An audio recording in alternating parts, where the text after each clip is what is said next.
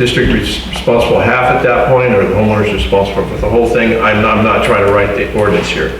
But again, I think that his situation should be addressed and just get it over with. You said between $1,500 and $3,000? Is that what you said? Okay. All right, that's all I have. Public comment. Thank you. Greg Grill. I just had a couple of questions. The steel line that Mr. Dodge was referring to that may or may not be rotten and you gotta work your way back. Is that this gentleman's steel line or is that the C.S.D. steel line? And if it's the C.S.D. steel line and you guys are responsible from the main to the meter, and in this case, the meter is a pass-through to another meter, seems to me you're liable for everything up to where he gets service from the meter that he's actually being billed from. And if you need to abandon that and make a new line that goes around the property or whatever the case is, regardless of what the line is, what the material is, he just needs a service. Yeah. He just needs a service from your line to his meter, and then he's responsible from there. That seems pretty simple, and yeah, there's other problems that may or may not exist down the future with other properties, but why is the property owner going to repair what's on the other side of the meter to the main because the pipe's rotten, or somebody's stealing from it, or whatever the case is? You're providing the service, he's paying for the service. He's supposed to do from the meter to his structure. You're responsible for in between that, and if there's a problem in there, it should be pretty simple. Take care of it. Any other public comment? Please approach the lectern. Yeah, so I'm the property owner in question here. The thing that keeps getting kind of glazed over and over and over and over in this meeting is that I was told I'm responsible if that neighbor's tree breaks the line feeding from the new meter to my old meter. I don't want responsibility for that. I should be responsible for paying for his whole yard to be dug up if that line breaks. The meter is on my property. So as the other guy said, if you're saying from the meter to my property is my responsibility, then which meter is my responsibility? There's two meters. When I talked to Kelly Dawes, he told me that if that pipe breaks, and he told the homeowner that was there, if that pipe breaks, I'm responsible for it. So you've already taken the liability on me for something I didn't even do, that you guys chose to do, that was haphazard. This wasn't done 80 years ago. This was done when the meter was put in, as you said, 2007. So this has nothing to do with an old line or anything on my part. This has to do with you guys choosing to do something haphazardly and then telling me I'm responsible for repairing it if it ever breaks. That is ridiculous.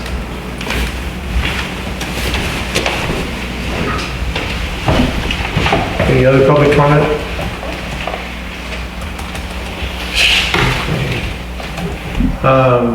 Okay, so we're just, does anybody have anything to direct staff to do? I would like to. So I support what you were going with. That's also pretty much similar to what I was saying about, especially with the ordinance in the long Just term. retire this situation. Take care of the situation, have the ordinance taken care of. Get the, I don't want to be 20 hours. Again, I want people to be able to have reliable service. I agree with that. Dr. Baker? Like you said, I would. Just I think we should repair, just take care of it. Yeah, but I think somewhere down the line we need to look at the policy. Yeah, I need to have a policy. Rena, what do you think?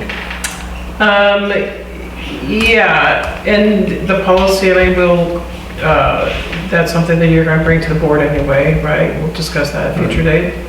So, we'll have to be careful about wording on that, but. Dr. Davis? I'm sorry. No, that's fine, yeah. I agree. I think we need to take care of that situation there. To me, it doesn't look that difficult to take care of. We just need to get it to that meter. There's a meter there now. Well, and then he'll pay out of the meter that's on his property. will be taken care of. Yeah. And that way it's proper, the way that it's supposed to be. And that's kind of the direction that we're giving you.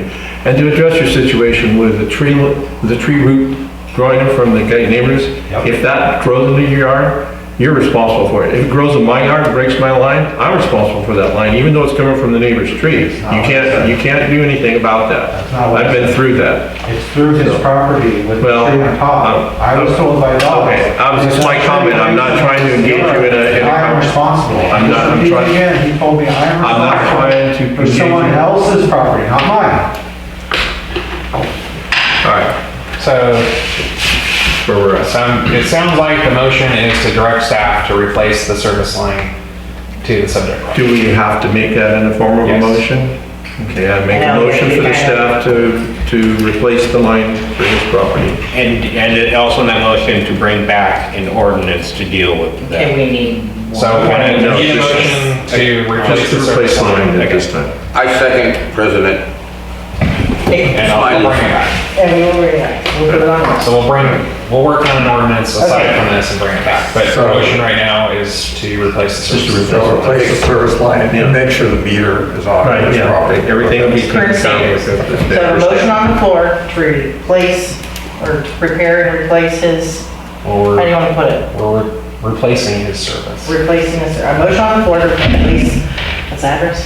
Okay, I'll second. 1097. 1097 Mission Street service by Director Smiley, seconded by Director Davis. Now we're gonna have a vote. Director Baker? Yes. Director Davis? Yes. Director Calvin? Yes. Director Gregory? Yes. Director Smiley? Yes. Passes 5-0, no absence. Thank you. Calvin? This time we'll adjourn the San Miguel Community Services District Groundwater Sustainability Agency, GSA. You're looking forward to board comment, aren't you? 7:49, You're gonna put that on you hear me? there. 7:49. Yeah. 7:49, I got it, thank you. Maybe we'll get out of here by 9. Oh, thank you. Go to a fancy dress shop. Tell a story about that. Okay. GSA board action items. Page. Paso Robles Cooperative Committee, PBCC draft budget, discuss and provide direction to staff, informational only. So this is brought for informational purposes only. The budget that's being presented is a draft. It has not been approved. It was discussed at the last PBCC board meeting and will undoubtedly be revised and then brought back for subsequent approval.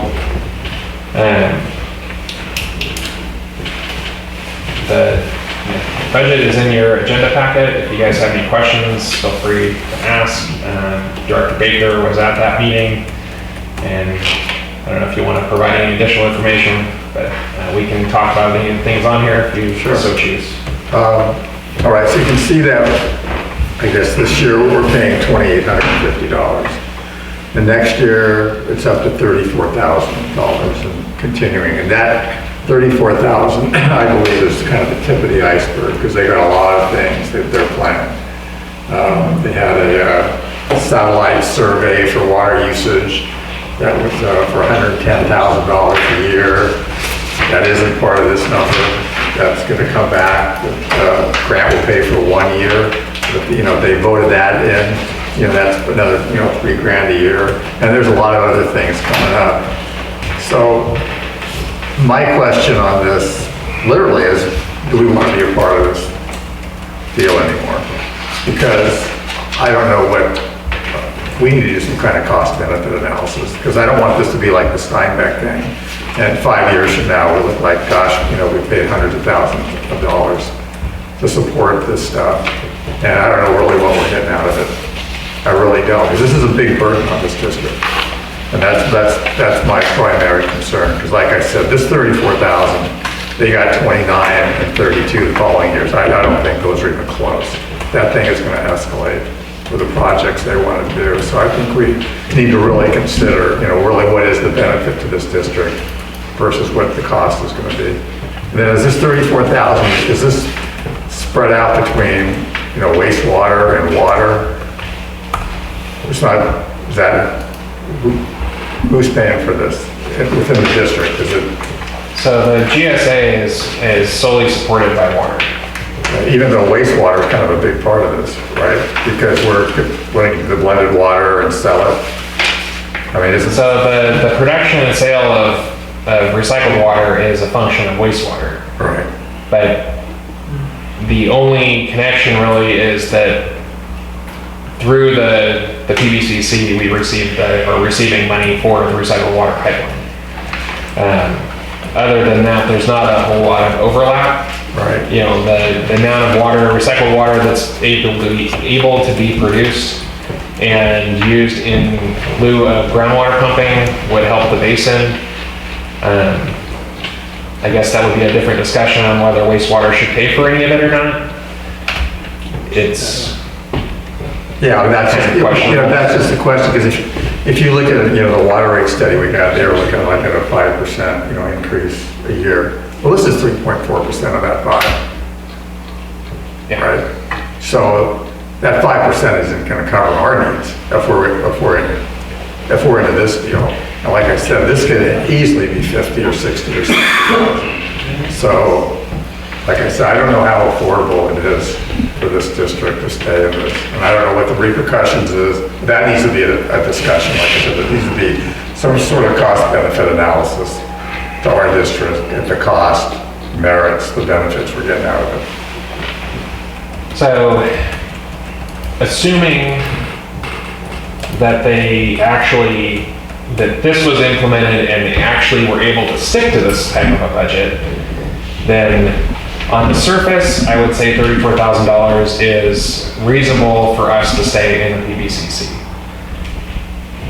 That whether or not we stay in the PBCC is an entirely different discussion and would require additional analysis to determine what our costs would be, what we would have to do outside of being part of the PBCC, how we would interact with whatever comes of the PBCC.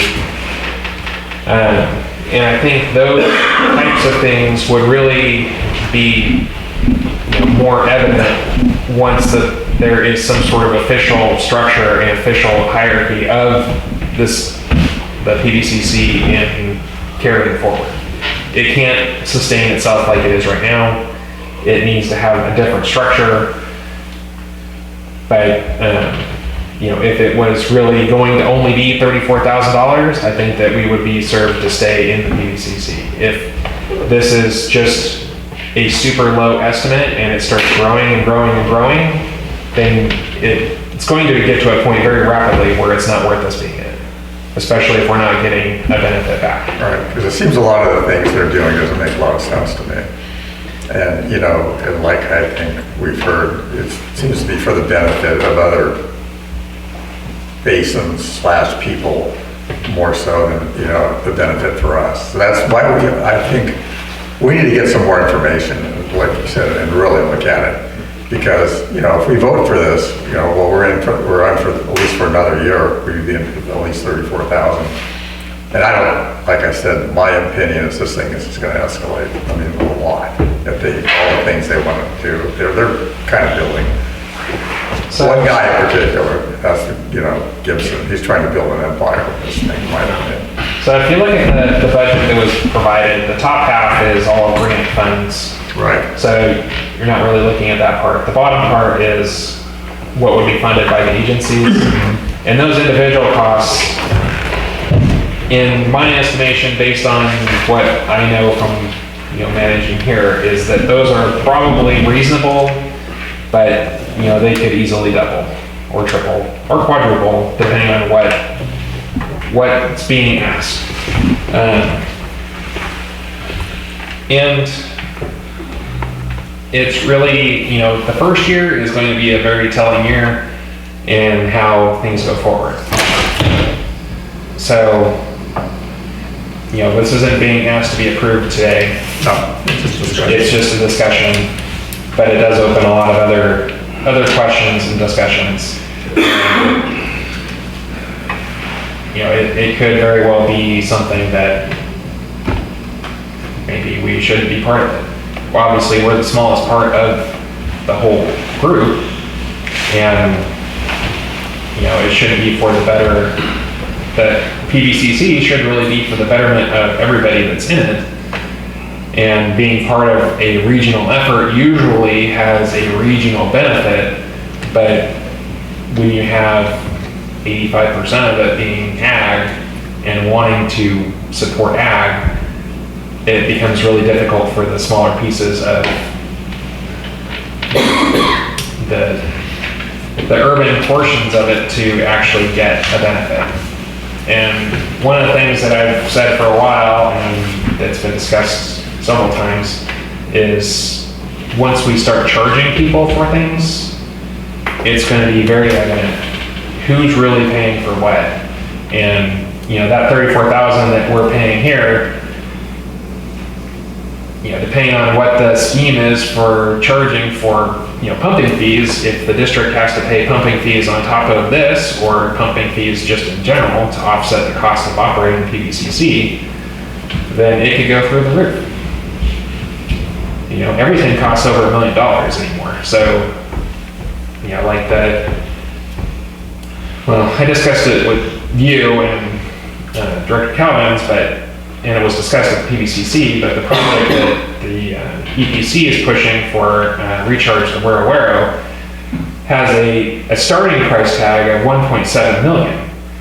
Well, I can guarantee you that that is a probably 10-year, over 10, maybe over $20 million project. So, they approved money to move forward looking at it, but in my opinion, those kind of projects are not cost effective, and they will just drive up the cost. You're not going to get a grant for that. And so those type of projects could put us super far in the hole, and our water department isn't going to be able to support a lot of extra funds. As you pointed out, this $34,000 is on top of what we have now, I think $2,800. So the proposed increase that would get us roughly a net 35 or 65, 66,000, this is half of that. So what was being proposed in our rate increase is already half gone.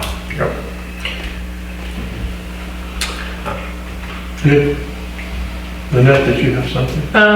I was just, what were you just speaking of, and that what they wanted to do was inject water to what? Yeah, dump is a better word.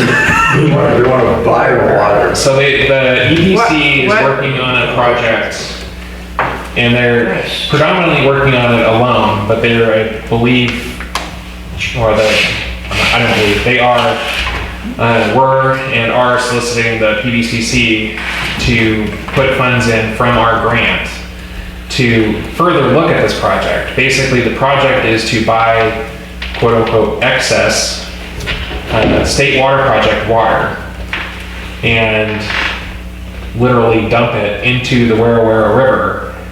I forget the exact location, but close to Shandon. In Creston. Oh, in Creston? Yeah. How's that flowing right now? On O'Donovan. So they want to build a $2 million plant. They want to buy 500 acre feet of state water for 5 years. That's $2,500 an acre foot, $1.25 million for 5 years. Okay, so some of this stuff is, well, first of all, God is giving us rain right now, and He has for the last 2 years. And whether it keeps going or not, this is like going down the rabbit hole, like mandating electronic vehicles when. Well, this project is like jumping into a volcano while it's erupting. Yeah, it's so stupid. And then hoping it's a good outcome. The thing that I was wondering is how much of a vote, is it 100% vote? Do we get on this budget? No? On this budget? Yeah. Yeah. But we're not approving the budget right now. This is just discussion. No, I know that, but what I'm saying is when For you're, the PVCC? Yeah. Let me go back. do you have to, On some things it is, but not everything. This is why you don't want to give up your 3% on the amendment too. Well, that's what I'm wondering is, do we have, just our small little vote, would that be enough to, it's not majority, right? Is it 100%? So I have to take a look at the budget portion. This was, by the way, this budget was supposed to be done 4 years ago. Okay. Just 4 years ago? Just a reference, our GSP said we were gonna have a budget in 2020 to 2021 for that fiscal year. So obviously, we're right on top of that. Oh my gosh, I could just, So we do have a say in what this budget is. We do have a say in, what's on the budget. The stuff that's being funded for future costs is normal, or is the normal stuff that we know about right now. The real trouble we're going to get into is, let's say, and I would have to double check, so don't quote me on this in the paper. We But have cameras. don't put it in. Let's say that general spending is 66%. Well, you can spend all you want then with just the ag holders. right, So where we really are gonna get into trouble is if the PDCC spending threshold is 66%, then the district's vote doesn't matter at that point. And that budget can balloon out of control. And basically EPC and Shannon San Juan, they just go back to the members and say, I'm sorry, we need to have more money because we're going to get more money. right. But San Miguel Yeah, can't and do they're that, big Pastoral farmers and can't stuff do like that. that, yes. So at what point can we get out if we need to? Well, with 30 days notice, we can get out whenever we want. Let's do it. But the concept, and this is way off topic. So I think we should agendize that. we should probably agendize that. Yeah, because we're gonna be here. So It's a big- we can get out, but there is a consequence. There is things that have to be done every year. Some of those things are listed in here to bring it back to this. The annual report has to be done every year. We would have to do that on our own. Or do like the county does, get out and contract it back to the agency you got out of. But the annual report would have to be done on our own. The GSP, fifth year, it's listed as a 5th year evaluation. It's basically just an update. We would have to do that on our own. And then we would have to show that somehow we're meeting our obligations under the GSP. The only thing really listed under the GSP that's our obligation is the treatment plant and recycled water. That's basically what we're, essentially obligated to. And then we would have to develop projects on it. So there is a cost to doing it on our own. It's not impossible. We would have to look at what those costs are and what those obligations would be and see whether it's reasonable for us to do that or to continue with the PUCs. Okay, But those costs are gonna have to be restricted by what our customers can afford to pay. I mean, we can't, start charging people $1,000 So a month for the water because we have to meet some obligation from these guys. I mean, it's just So let's- absurd. Let's say that we are on our own.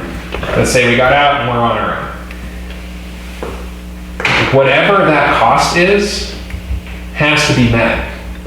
So if it's $50,000 a year, we don't really get a choice. We still have to meet whatever our obligation is under Sigma and to conform to the GSP. We have to meet that. So it becomes really problematic. Obviously, the customers can only support so much. Right. But this is not really any different than any of the other reporting, any of the other sampling, any of the other obligations that we have to meet as a water district.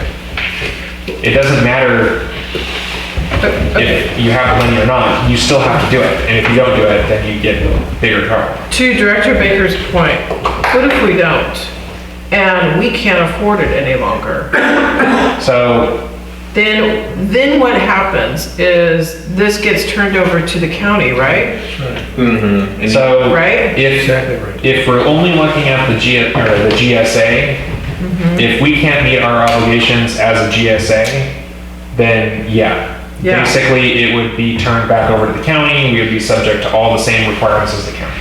Do you understand? It's planned. It's what they want.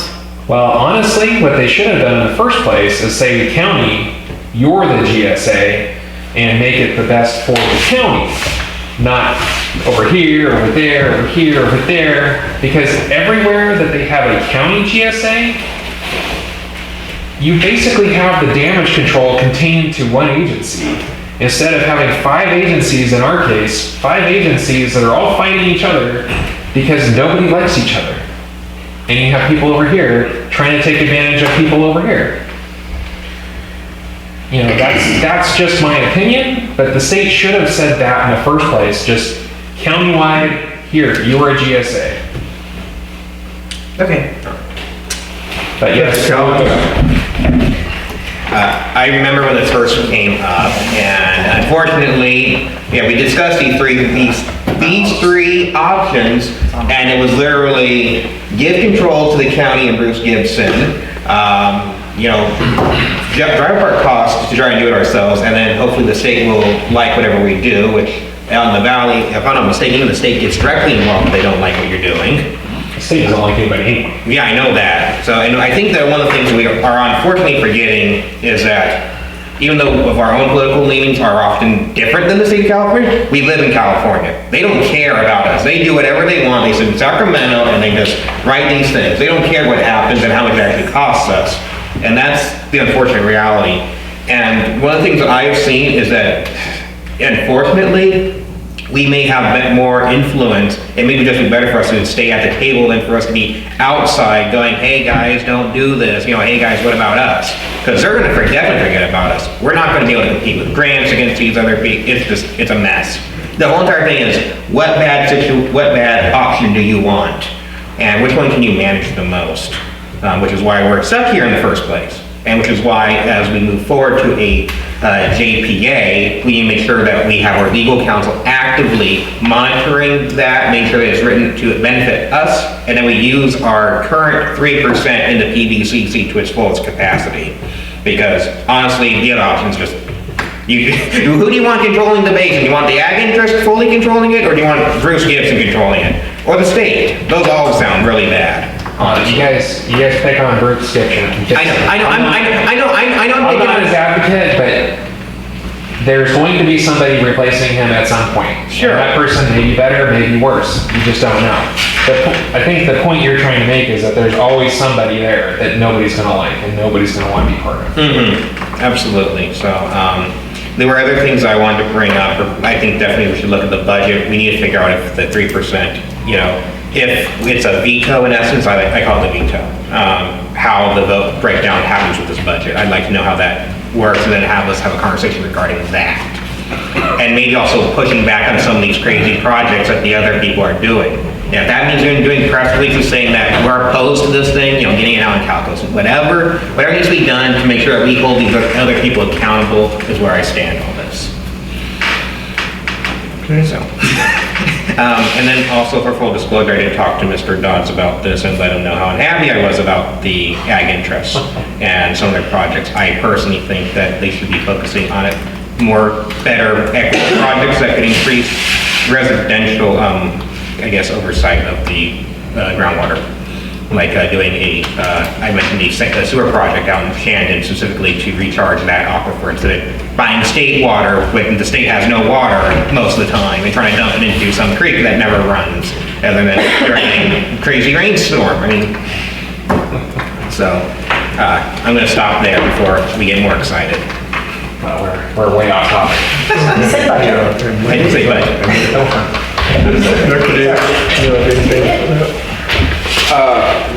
No, I'm just collecting more information that I can, and there's a lot of information to this. Okay. Somebody? No, I don't have any comment on it. No, I've heard enough. I'm gonna do that after, I'm sure. Yeah, I didn't have a comment. All right, public comment, please. Yeah, I know this is gonna take longer than I wanted to take, I'm gonna tell you right now. The EPC in the Shannon San Juan districts are only looking out to benefit themselves. Sigma was supposed to benefit the basin. It wasn't supposed to benefit individuals. We have supplemental water that hasn't been used since 2015. There's been over 8,000 to 9,000 acre feet of non-supplemental water that's never been put to beneficial use since 2015 to the present. And so all these plans are a waste of time and a bunch of BS. The county is the service district, water district for Shandon. For the last 4 years, they have not used their 100 acre feet of state water, which they could offset 100 acre feet of pumping if they would have used the state water. You know why they didn't use it? It cost $2,500 an acre foot instead of $300. That's not our problem. It's not about the money. It's you're supposed to be doing the best management practice. So this whole thing is ridiculous. How do you, what good is it to blend water when there's no infrastructure to deliver the blended water? Why wouldn't you build Paso Robles water facility to clean their 6,488 acre feet of water so they could use it all and offset 5,000 more acre feet of pumping? These guys are the problem. They're not the solution. If you vote for that amendment too and give up and don't let them straighten out the MOA, then you're just letting them get away with voting on the little projects that they want you to help pay for. Dumping 500 acre feet in where we don't have a problem in Creston. You can drill a well 400 feet deep and get 1,000 gallons a minute. We don't have a problem there. Dump it in Shandon on the turnout they haven't used for 4 years. They built $1 million turnout and they haven't used it. Why?